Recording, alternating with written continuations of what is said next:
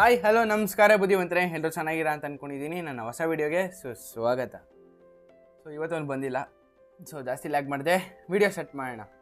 ನನ್ನ ವೀಡಿಯೋಸ್ ಎಲ್ಲ 1 million views ಹೋಗೋ ಥರ ಮಾಡ್ತಿದ್ದೀನಿ ನಾನು. ಕೇಳಿಸ್ಕೊಂಡ್ರ? ಪಲ್ಲಿ ಲೊಚ್ಕೊಡ್ತಿದೆ ಅಂದರೆ ನನ್ನ ವೀಡಿಯೋಸ್ ಎಲ್ಲ ವ್ಯೂಸ್ ಬರುತ್ತೆ. ಎಸ್